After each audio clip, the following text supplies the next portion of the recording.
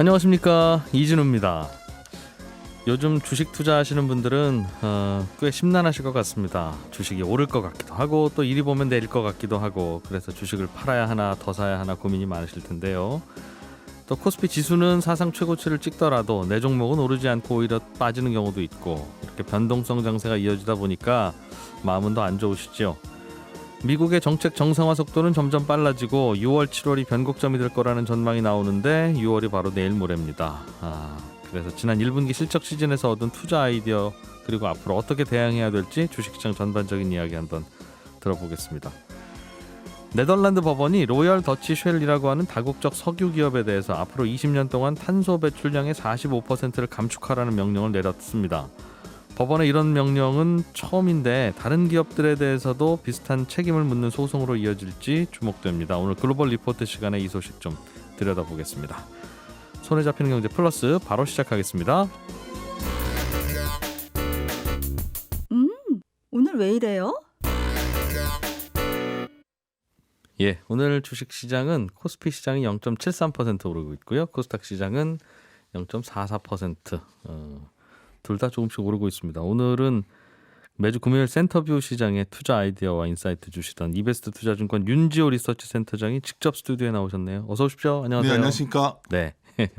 장도 괜찮습니다. 오늘. 네, 좋네요. 이게 전반적으로는 계속 오르는 분위기의 장이다 아니다를 매일매일 알 수 없는 것 같아요. 그렇죠? 요즘은.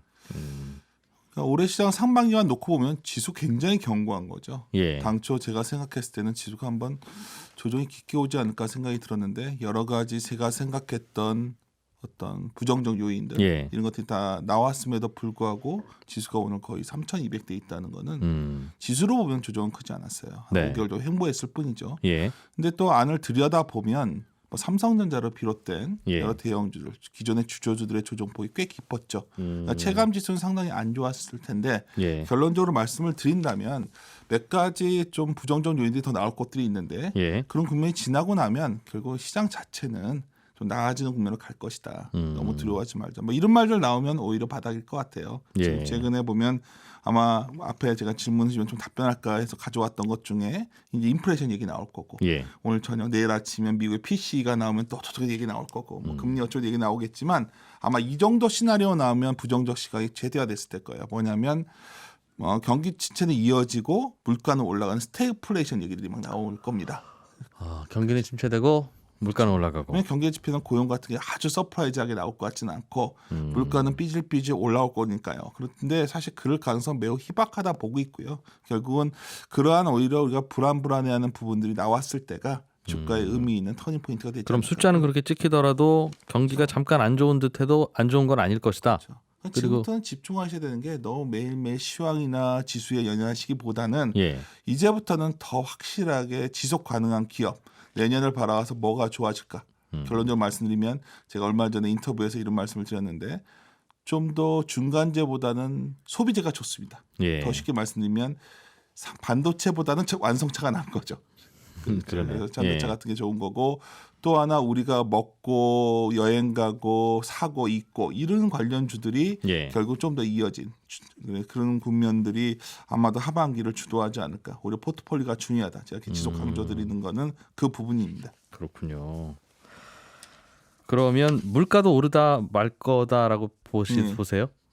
그러니까 결국은 물가가 계속 올라가려면 뭐 굳이 인플레를 정의한다면 수요가 끌 것이냐 비용이 끌어갈 것이냐 이 두 가지가 있는데 수요가 억눌린 수요가 폭발한 건 맞는데 그만큼 디맨드가 셀 것 같지는 않거든요. 오히려 걱정되는 건 두 번째입니다. 만약에 시장이 생각보다 하반기가 지지부진하고 내년에 예상치 못하게 시장이 힘들어진다면 주식시장이 그렇죠. 그거는 결국 비용 부분일 것 같은데 결국 비용 부분에서 코스트가 그러니까 비용이 올라오면서 기업 이익이 생각보다 못 따라오면 그 비용이 올라가는 이유는 원자재 값 등등 인플레 때문에 그렇죠. 그것도 있고 사실 또 아는 정책적인 부분도 있는 게 바이든 정부에서도 지속해서 그 세금 부분을 건들고 있고 우리도 마찬가지거든요. 그리고 임금도 올라오고 있고 여러 가지 기업의 부정적인 요인이 나오는데 뭐 이런 것을 어떻게 그럼 추론했냐. 재미있었던 게 2주 전에 홈디포가 실적을 발표했는데요. 거기서 이제 목재 가격 상승에 대해서 직접 말을 해요.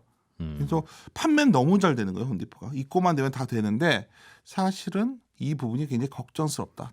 결국은 비용보다는 앞으로 이런 소위 이 소비보다는 비용 부분에 대해서 자기 걱정되기 때문에 앞으로의 이익에 대해서는 자신이 없다. 네. 이런 얘기를 했었거든요.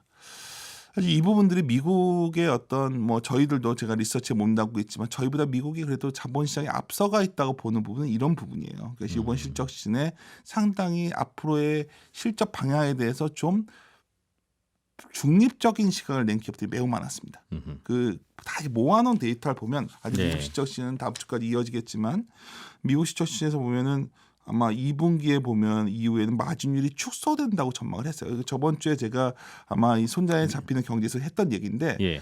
그 일주일 동안 또 많은 기업 기획을 또 했습니다. 그러니까 2분기 때는 안 좋을 것 같다. 안 좋다가 아니라 마진을 더 이상은 못 번다. 그러니까 1분기 실적이 좋았던 거는 네. 매출은 그만큼 안 늘었지만 내가 많이 남겨 먹을 수 있었는데 예. 이제 그 부분이 좀 인플레 때문에 약해지고 있다. 비용 비용이 원자재 올라오니까. 재료 비싸져서. 그러니까 쉽게 말해서 이게 굉장히 여러 가지를 시사하고 앞으로 오늘 듣는 청취자분들께서도 예. 내가 가진 기업이 주식 투자 종목이 해당되는 걸 파악하셔야 되는데 비용 때문에 수요가 위축될 수도 있을 거고요.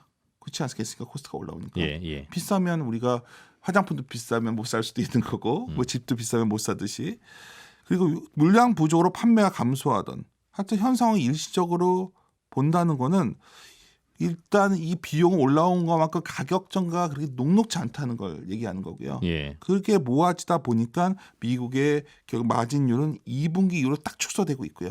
제가 다음 주쯤에 저희 담당자가 그 얘기를 할 거겠지만 그 중국도 이미 시작됐고요. 예. 근데 좀 아쉬운 게 한국의 기업 이익들은 여전히 계속 좋아지는 걸로 지금 그 기업 이익이 컨센서스가 형성되어 있어요. 예. 그래서 뭐 저희들이 좋다 하겠지만 아마도 조금씩 수정해가는 그 소위 기업이 생각보다 안 나올 것이라는 얘기가 늘어날 거라는 거죠. 예. 그런 예가 지금 생각해 보니 요새 삼성전자가 그런 것 같습니다. 최근에 예. 애널리스트들이 바이 의견 유지하고 있지만 좀 목표치를 낮추는 이유가 이런 부분에 있지 않나 보고 있고 예. 이런 것은 자유로운 것들이 어딜까 생각해 보면 어떻게든 간에 마진하건 중간재 가격이 하락하건 중간재 기업이 마진이 축소시키건 돈을 남겨야 되니까 예.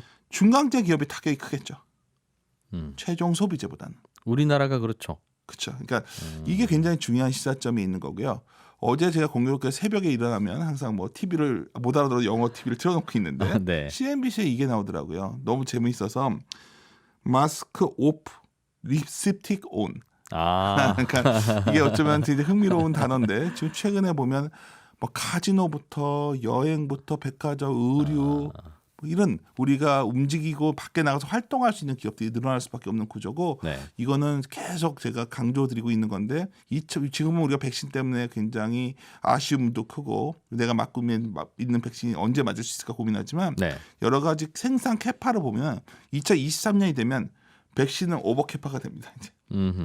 그러면 우리가 계절 동갑처럼 소위 그 풍토병처럼 주사를 맞는 국면이 내후년이기 때문에 네. 여행이나 이런 거 재개될 것들. 예. 주식투자가 참 어려운 게 뭐냐면 당장의 숫자가 중요할 때도 있지만 미래를 보면서 달려갈 때가 있어요.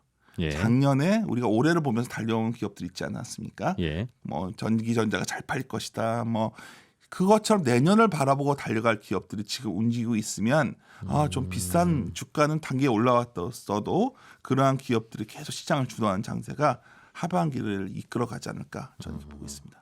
그럼 우리나라 삼성전자, 현대차는 또 어떻게 될 것 같습니까? 아까 제가 좀 극단적으로 말씀드린 이게 꼭 답은 아니겠지만 예. 전자는 최종재들이 있지만 누가 뭐래도 디스플레이나 반도체를 만드는 중간재가 크죠. 자동차는 그냥 만들어서 제네시스 갖다 파는 겁니다. 예. 그렇다면 그런 측면에서 본다면 현대차가 나은 거고요. 예를 들면 그래도 제네시스 값 올리면 되니까 어떻게라도 주간에 중간재 기업들한테 눌러서 CR을 때리겠죠. 그러니까 코스트, 그런 게 있을 수 있고 예. 또 하나는 밸류에이션 비교가 매우 중요합니다. 좀 어려운 개념이 아니라 그냥 내가 벌어들이는 돈에 비해서 내가 갖고 있는 자산에 비해서 현재 주가 순위 어디냐 예. 뭐 이런 거를 우리가 밸류에이션을 측정을 하는데 삼성전자는 PBR로 보면 거의 역사적 PBR 하이 레벨 1.8 이상에 있고요. 그게 무슨 말입니까? 역사적 PBR 하이 레벨에 있다는 게. 이렇게 영어를 좀 썼네요. 그러니까 삼성전자 과거에 청산 가치 대비 그 밸류에이션 하는 게 PBR이라는 게 있습니다. 지금 이 삼성전자든 뭐든 어떤 주식이든 네. 종목 그냥 다 시장에 팔아버리고 끝낸다고 맞습니다. 하면 돈이 얼마 남느냐? 네. 그게 춘자산이죠. 그렇죠. 근데 과거에 우리가 2002년에 IT 버블 끝자락에 나던가 2017, 18년에 예. 반도체 슈퍼 사이클 때 2배를 넘어갔었어요.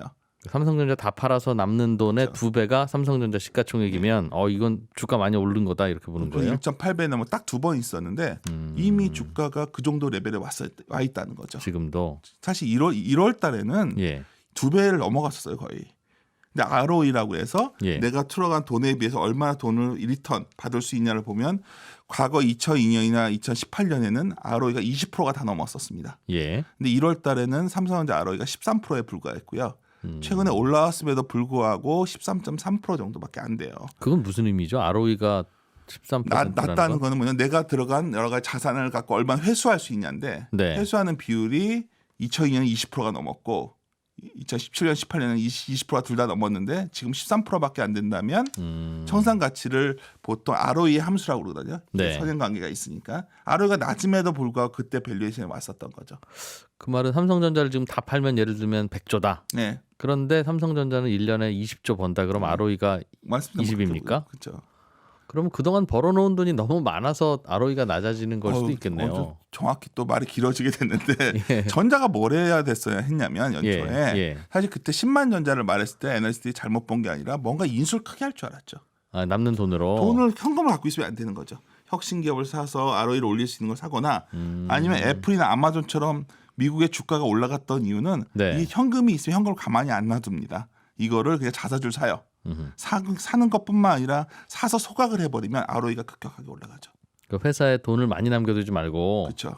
그거로 돈을 벌어오든가 네. 아니면 주식수를 줄이든가 그쵸. 그렇게 해야 주가는 올라가는데 그걸 안 했기 때문에 전자가 상대적으로 낮은데 우리 주주 투자자는 민주주의와 다른 부분이 주주 네. 우선이기 때문에 예. 한 표가 한 투표권이잖아요. 그래서 주 하나가 한 투표권 하나이기 때문에 예. 그러한 걸 감안한다면 그런 측면에서 전자가 좋은 기업은 분명한데 좋은 주식인지는 잘 모르겠다는 거죠. 현 시점에서. 주가가 조금 부담스럽다. 근데 뭐 많이 내려와서요. 예. 주주시라면 너무 걱정하시지 말고 워낙 좋은 기업에서 뭔가 혁신적인 걸 내놓겠죠.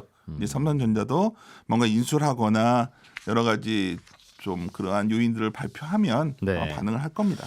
그 삼성전자 회사 좋다는 얘기는 뭐 많이 들어서 알고 있는데 네. 또 왜 주식이 왜 저러나 싶어서 저도 도대체 목표 주가나 적정 주가를 어떻게 계산하는 건가 평소에 궁금했어요. 그랬더니 옛날에 주가가 고점이었던 그 시절에는 삼성전자는 그 청산 가치의 몇 배에 거래됐었는지 네, 그렇죠. 그 기억을 떠올려서 지금 만약 청산한다면 얼마고 주식이 그럼 지금 몇 배의 주식이 거래되고 있는 건가 이걸 비교하는 거군요. 그러니까 쉽게 말해 데이터의 원래 데이터가 그렇기 때문이에요. 네. 예를 들어서 레이시오 데이터잖아요. 비율 데이터. A와 B의 비율, 네. 프라이스와 북의 비율. 그게 PBR이거든요. 예. 그런 레이시오 데이터는 기본적으로 절대적인 가치는 될 수 없는 거예요. 상대적인 비교가 가능한 거죠. 그렇겠죠. 절대적인 가치가 되려면 그냥 어쩌면 증가율 같은 거겠죠. 그래서 이런 측면에서 차이가 있고 증가율 나온 게 말씀을 드리면 아마도 다음 주에 난 6월 1일 날 수출 증가율 데이터가 나올 텐데 예. 아마도 47.5% 정도가 나올 텐데요. 예. 이게 1988년 올림픽 이후에 최고 수준입니다. 예. 그럼 저희들 보기에는 증가율로 보면 5월이 고점일 거예요. 왜냐 기저 때문에 이렇게 높은 거니까. 수출이 늘어나도 증가율은 꺾이겠죠 이제부터. 그럼 주식시장은 앞으로의 더 좋아질 것에 대한 흐름이었다면 예. 수출을 주도해왔던 것들 잘 보시면 IT가 많았거든요. 이게 꺾였을 때 과연 시장은 어떤 한 2, 3개월 그럴 것 같은데 예. 올 여름만 잘 넘어간 뒤에 모습을 다시 한번 봐야 된다. 그동안에는 지속 강조드리지만은 뭐 가전 이런 것들도 팬데믹 기간 또 많이 샀잖아요. TV도 많이 큰 사고 걸로 받고 그랬죠. 그렇죠. 예. 그래서 그 위에 지금 최근에 혹시 사고 싶은 게 뭔지 잘 생각을 해보시면 생각보다 옷들도 많이 사고 있고요. 요즘 그래서 옷을 그렇게 사신다 하대요, 정말. 그러니까 저도 그 데이터 보면 깜짝깜짝 놀랄 수준이 나오고 있고요. 재미있는 거는 미국을 예를 들면 네. 미국의 공항 보안 검색자 수 통과수가 있어요.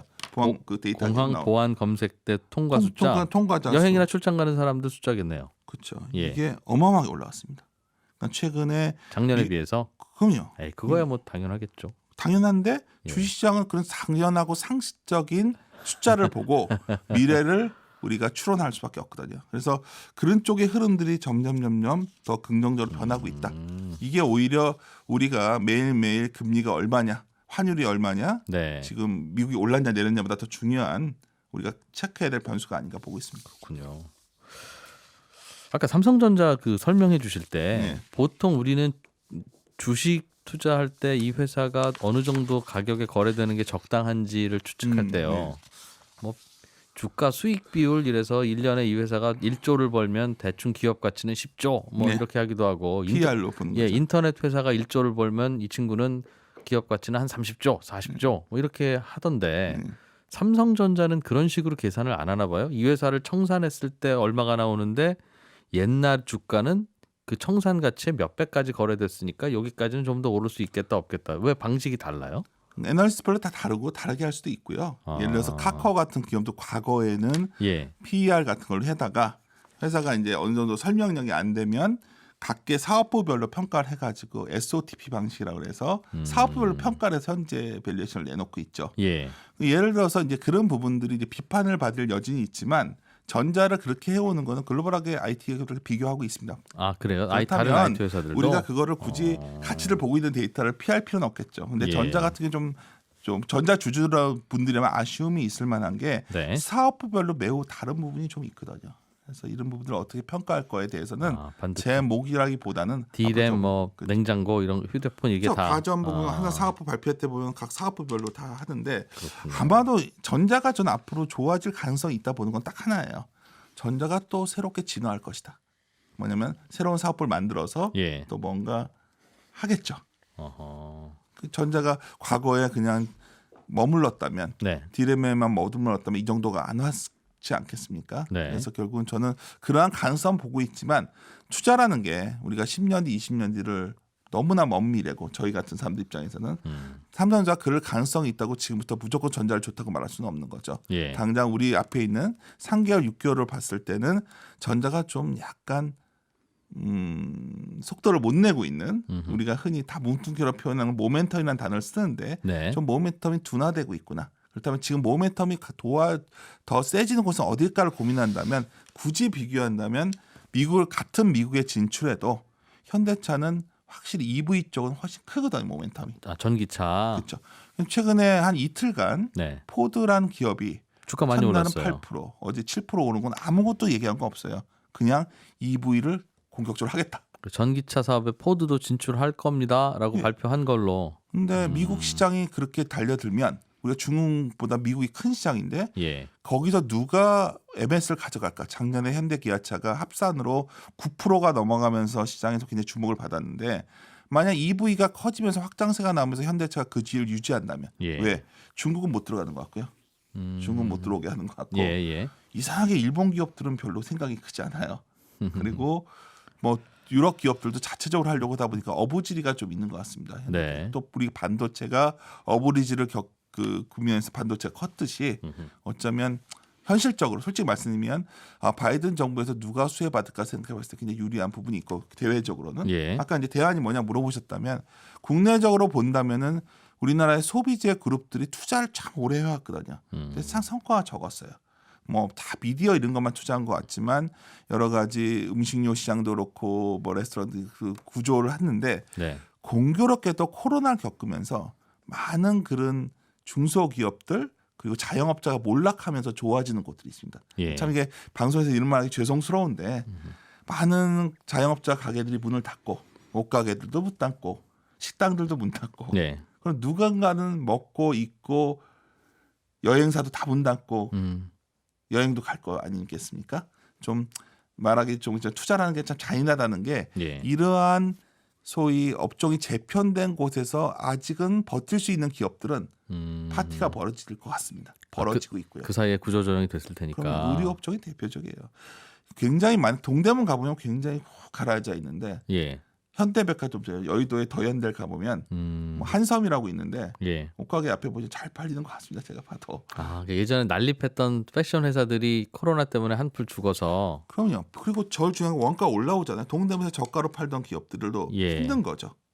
근데 반면에 그러니까 전자기 이거는 이런 것은 어디서 확인되냐면 대표적인 게 자동차도 그렇고 스마트폰도 그렇고 비싼 거가 잘 팔리고 싼 건 잘 안 팔려요. 그렇죠.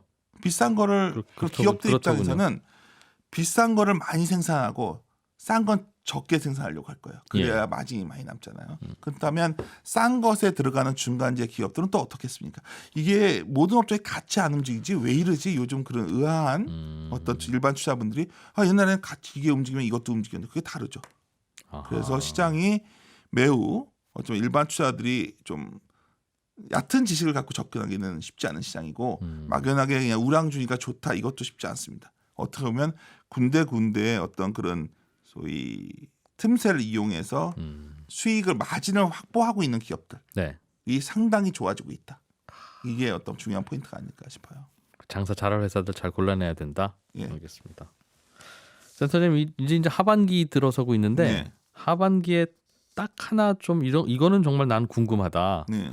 예를 들면 타임머신을 타고 올해 크리스마스로 갔다 올 수 있다면 네. 무슨 통계 살짝 보고 오고 싶으세요? 투자자 입장에서?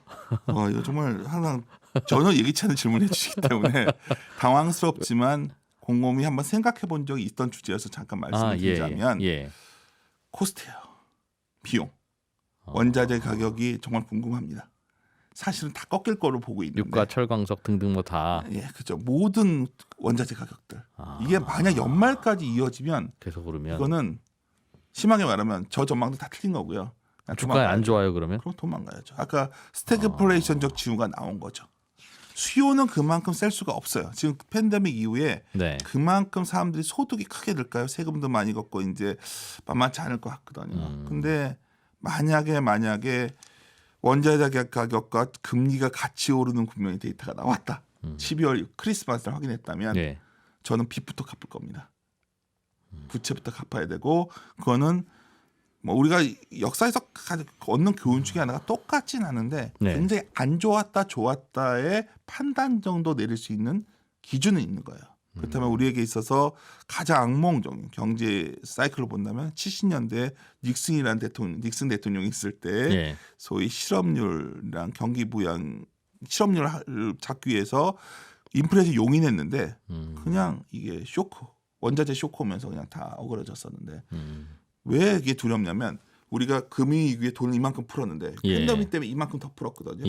이게 통제되냐 아니냐를 모르잖아요. 지금 기자님 알 수 없는 거거든요. 연준은 통제할 수 있다고 하는데 이게 도저히 무서워서 못 건들고 있는데 이게 통제 안 된다는 증거가 비트코인이 나온 거고 원자재도 그런 유로 보인다. 그런 게 보이는 거죠. 왜냐하면 이해가 안 가는 원자재 가격 상승들이 꽤 있거든요. 수요가 별로 없는 원자재임에도 불구하고 천정부지로 치솟는 것들이 있다면 우리가 그 인플레 예를 들어서 농산물 가격이 너무 올라왔을 때 인플레는 찾기 힘들어요.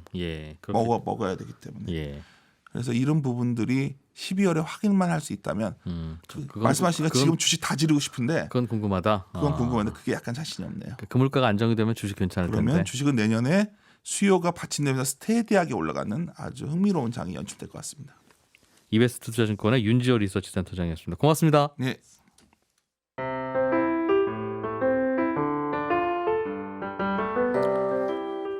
오늘은 청취자 조영란 씨가 보내주신 질문인데요. 노란우산공제라는 금융상품이 있다는 걸 알게 됐는데 노란우산공제는 어떤 장단점이 있습니까? 하는 질문을 보내주셨습니다.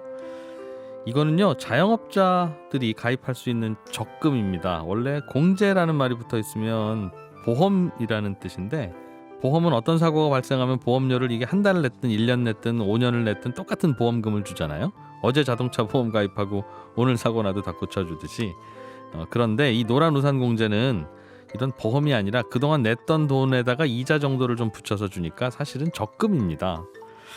그런데 그럼 적금이면 은행에서 그냥 가입하면 되는데 굳이 왜 노란우산공제에 가입하는 게 좋으냐 하면 장점이 몇 가지 있어서 그런데요.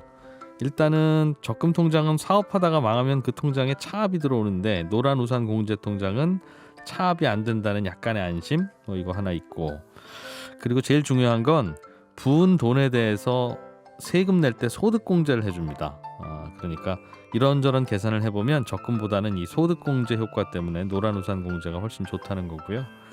그럼 좋기만 하면 다 가입해야 될 텐데 단점도 있습니다. 적금은 중간에 깨도 원금 손실은 없는데 이 노란우산공제는 중간에 깨면 그동안 받았던 소득공제분까지 다 토해내야 되니까 깨기가 참 마음이 아픈 그런 상품이에요. 뭐 어차피 받은 혜택 토해내는 거니까 원금 손실까지는 아닌 것인데 예를 들어서 적금은 1년짜리로 가입하면 1년 후에는 해지해도 되니까 이자를 잘 챙겨받을 수 있는데요. 노란우산공제는 5년씩 가입했다가도 중간에 해지하면 5년 동안 이자가 하나도 없을 수도 있는, 그래서 해지했을 때는 이런저런 불편함이 좀 있는 그런 상품입니다. 한번 검색해 보시고 공부해 보시면 도움 되시는 분들 꽤 있을 것 같아요. 친절한 경제였습니다.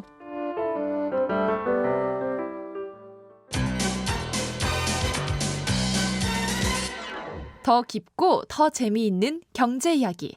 이진우의 손에 잡히는 경제 플러스. 네, 물 건너 바다 건너 나라 밖의 경제 뉴스들 살펴보는 글로벌 리포트 시간입니다. 해담경제연구소 어예진 소장님 어서 오세요. 안녕하세요. 요즘 그 석유 캐는 회사들, 네. 로열 더치 쉘, 뭐 엑슨모빌 이런 네. 회사들이 이런저런 뉴스를 많이 뿌리고 다니는데 로열 더치 쉘은 네덜란드 법원에서 좀 골치 아픈 판결을 받았네요. 네, 탄소 배출을 줄여라 이렇게 명령을 내렸거든요. 음. 이 네덜란드 법원이 그 노란 그 조개 모양 로고 있죠? 그 예, 예. 회사예요. 네. 로열 더치쉘에게 2030년까지 탄소 배출량을 2019년 대비해서 45% 줄일 것을 명령했습니다. 이미 이 회사가 2030년까지 20% 줄이겠다고 해놨었는데 예. 더 빨리 더 많이 줄여라 하는 판결입니다. 결론적으로는 쉘이 항소하긴 했는데. 근데요, 우리가 보통 법원 가서 네. 뭘 잘못해서 처벌을 받으면 네네. 징역 얼마 아니면 뭐 벌금 얼마 이러지. 네네. 20kg 살 빼세요. 이제 이런 판결은 없잖아요. 그러니까 뭘 잘못했으면 과태료를 물리거나 벌금이지. 네, 맞아요. 언제까지 탄소 배출량을 줄여라? 이게 무슨 판결이 뭐 이래요? 맞아요. 이게 지금 유례가 없는 일입니다. 보통 이제 말씀하신 것처럼 배상의 개념 뭐 이런 식으로 예. 판결을 내리는 게 아니라 이렇게 책임을 묻는 게 아니라 탄소 배출량을 줄여라 이렇게 명령한 거는 처음이거든요. 예. 이게 어떻게 된 일이라면 올해 초에 네덜란드 환경 단체인 밀리웨 디펜시, 이게 지구의 친구들이라는 뜻이래요. 예. 이런 곳이 그 쉘 회사가 화석 연료를 추출하면서 세계 기온의 상승을 1.5도씨 이하로 제한하려는 이 파리 기후 협정의 목표를 훼손하고 있다. 예. 그래서 우리가 인권을 침해당하고 생명이 위협되고 있다. 이러면서 소송을 걸었습니다. 근데 이 단체가 혼자 한 게 아니라 이 환경단체 7곳과 네덜란드 국민 17,000명의 공동 서명으로 제출한 고소장입니다. 예. 근데 이게 왜 이렇게 의미가 있냐? 하신다면 지금 세계적으로 정부와 기업을 대상으로요. 기후변화와 관련한 소송이 1,800건에 육박합니다. 근데 여기에 한국은 없어요. 근데 온실가스 배출에 대한 책임을 이제 기업을 건너뛰고요. 네. 법원을 통해서 물으려는 이 환경 운동가들이 많습니다. 근데 이번 판결이 이제 전 세계에서 기후 변화 관련해서 사건을 맡고 있는 이제 다른 판사들이 참고할 가능성이 높아진 거죠. 판례가 생긴 거죠. 그래서 반면에 이 다른 대형 탄소 배출 기업에게도 이 탄소 절감을 가속해야 되는 거 아니야? 이런 요인이 될 수 있는 거죠. 기본적으로 화석 연료가 문제이긴 한데 네. 아니 우리가 캐놨어도 너희들이 안 샀었으면 그 탄소 안 생긴 거고. 그러면 예를 들면 석유 만든 기업이 있고 네. 자동차를 만든 기업이 있고 네. 그걸 타고 다니는 사람이 있어요. 네. 그 세 명이 합쳐서 이제 지구를 오염시킨 거 아니겠습니까? 그러면 자동차를 타고 다니는 사람도 똑같이 잘못한 거지 근본적으로 가서 석유를 캔 기업만 잘못한 거냐. 그러면 설탕 만드는 회사가 전 세계 당뇨병 다 치료해 줘야 되겠는데요? 근데 이게 석유 같은 경우에는 예. 탄소 배출을 줄일 수 있는 방법이 있잖아. 있는데 왜 너네 노력 안 하니? 이런 거죠. 이런 의견이기 때문에 어쨌든 콜라를 좋아하시니까 지금 설탕에 민감하신 것 같아요. 그러니까요. 예. 예. 그래서 이제 탄소를 어떻게 줄이느냐 이런 부분이 이제 좀 다시 집중이 되는 거죠. 예, 너네들 예. 얘네들 그럼 이제 어떻게 대응할 거냐 이런 얘기가 나오는데 해외 네. 한 언론이 이런 얘기를 썼더라고요. 석유 산업은 없어지지 않는다. 네. 그런데 탄소가 없어질 뿐이다. 이런 얘기를 했거든요. 예. 석유 회사들이 지금 어떤 에너지 대응 전략을 세우고 있냐 하고 봤더니 네. 좀 크게 두 가지 정도가 됩니다. 네. 먼저 풍력과 태양열 발전 건설인데 풍력 같은 경우에는 지금 석유 회사들이 해상 유전 개발 경험도 있고 자본력도 있기 때문에 네. 주로 바다에 띄우는 이 부유식 해상 풍력을 추진하고 있습니다. 유럽이 특히 적극적인데요. 최근 영국의 BP사와 네덜란드 앞서 말씀드린 그 쉘 회사 등이 새로운 재생에너지 프로젝트를 통해서 아마존이나 마이크로소프트 같은 대기업에요. 전기를 공급하는 계약을 맺고 있다고 합니다. 그러니까 석유 회사가 전력 회사들 영역으로 진출을 하는 거예요. 뭘 스스로 뭘 줄이는 게 아니라 아예 다른 사업을 하네요.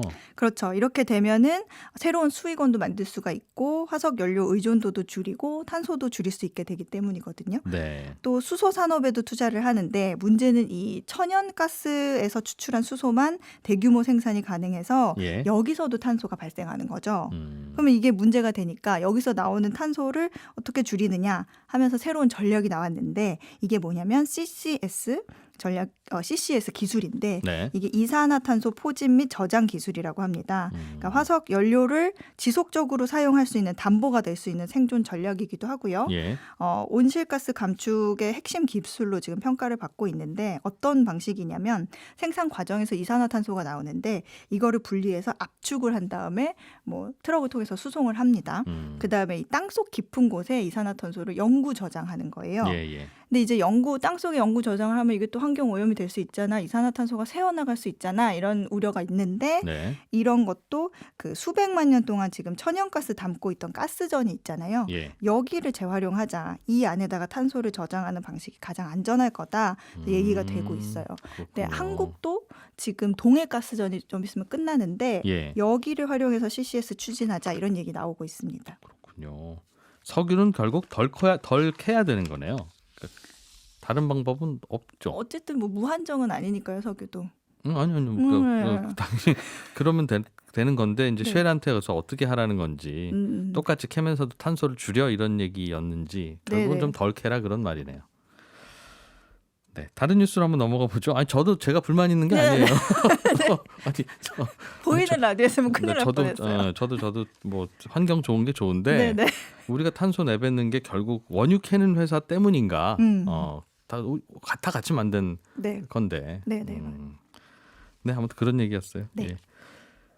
미국 기업들 금고에 현금이 자꾸 쌓이고 있는데 이게 정치 자금 좀 요즘 덜 주는 것 때문이다? 그런 뉴스가 있네요. 그렇죠. 이게 이 재무제표에 현금이 쌓인다 이런 게 아니라요. 예.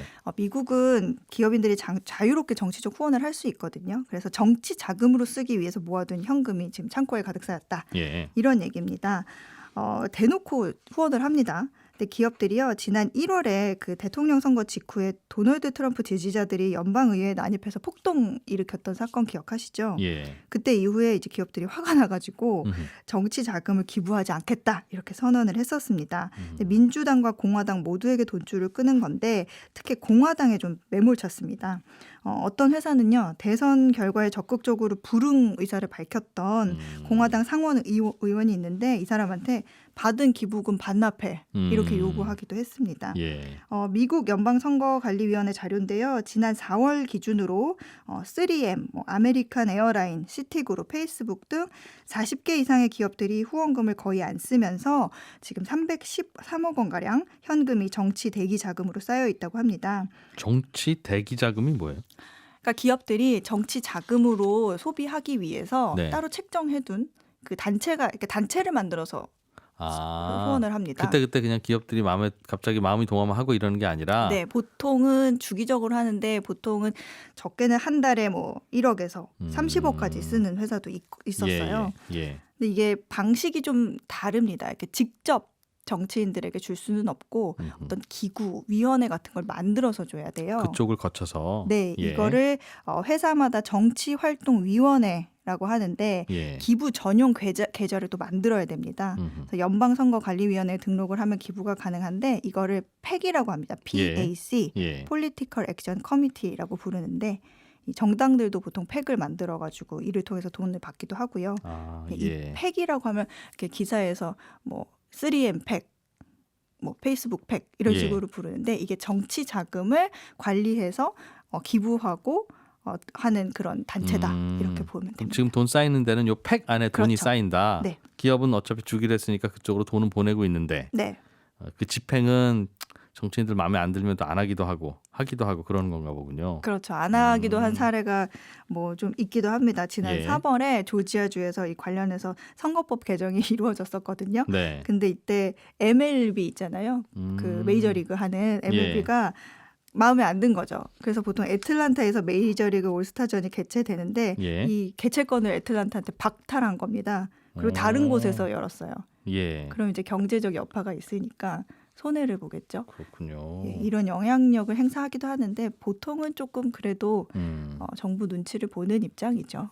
정치 자금이 오고 가는 그 패턴 방식도 미국은 좀 다른가 봐요. 다릅니다. 보통 뭐 소프트머니, 하드머니 이렇게 들어보셨나요? 소프트머니, 하드머니. 네. 부드러운 돈, 딱딱한 돈. 근데 소프트머니라고 하면 기업이나 뭐 단체가 정당에 제공하는 후원금인데 감독을 받지 않고요. 예. 미디어 활동을 주로 합니다. 광고라든지 뭐 영화를 만든다든지. 기업들이 예, 이런 자기들 식으로, 돈으로. 예, 이런 식으로 애둘러서 예. 대신에 그 기부의 한도는 없습니다.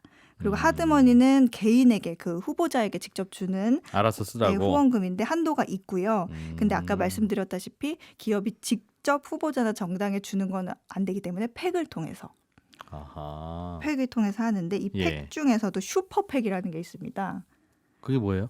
슈퍼팩은 이제 선거에서 특정 후보자를 지지하기 위해서 만든 단체인데 거의 뭐 억만장자 같은 큰 손들이 많습니다. 대선 후보에 주로 많이 나오는 얘긴데요. 네. 주로 광고나 미디어 활동 등 간접적인 자금으로 지원을 합니다. 그 팩은 그럼 돈 줄 사람이 만들어요? 받을 사람이 만들어요? 제가 알기로는 둘 다 만들 수 있는데 보통은 단체들이 만들어서 후보자에게 지원을 합니다. 중간에 누군가가 만들어서 네, 근데 이게- 모금함 같은 거네요. 근데 이 슈퍼팩은요 정치 관련 단체가 아니라 비영리 단체로 보통 만듭니다.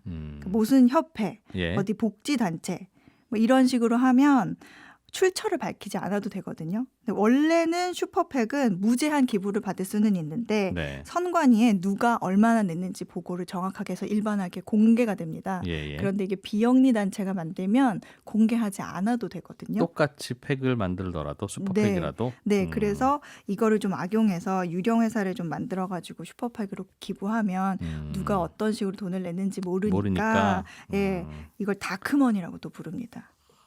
근데 그게 또 정치 자금 주는 사람 받는 사람 입장에서는 안전할 수도 있겠어요. 또 저 후보 마음에 드는데 네. 저 후보 라이벌이 힘이 센 정치인이다. 그러면 내 소신껏 정치 자금 못 주지 않겠습니까?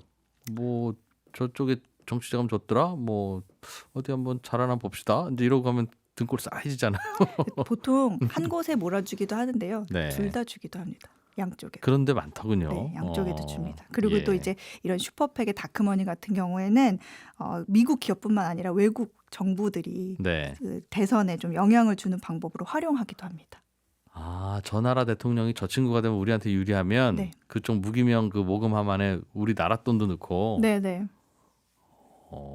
그럴 수 있겠군요. 네, 그럴 수 있습니다. 어쩐지 그래서 미국 선거 시즌에는 돈 참 많이 쓰는데 정말 많이 들어요. 거의 대통령 예. 선거에서는 거의 양당 다 합쳐서 3조 정도? 음, 근데 뭐 50개 주 다 돌아다니면서 쓰는 비용만 해도 예, 굉장히 많이 들기 때문에 그리고 기간도 길잖아요. 예. 그래서 비용이 엄청 큰데 조 바이든 대통령도 이 슈퍼팩에 대해서 좀 반대하는 의견이긴 했는데 결국은 받았죠. 알파벳과 아마존, 마이크로소프트 등이 한 40억 넘게 기부를 했었습니다. 다른 나라 선거 자금 이야기도 듣게 됐네요. 해담경제연구소의 어예진 소장이었습니다. 고맙습니다. 감사합니다. 예, 점심시간 다 돼갔고요. 저희도 여기서 마무리하고 또 저는 이제 월요일 아침에 뵈야 되겠네요. 예, 월요일 아침에 뵙겠습니다. 종합소득세 마무리할 시간입니다. 예, 5월 28일이네요. 혹시 안 챙기신 분 있으면 챙겨보시고요. 저는 또 월요일에 뵙겠습니다. 고맙습니다. 이진우였습니다.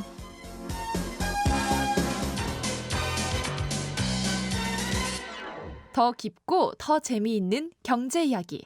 이진우의 손에 잡히는 경제 플러스.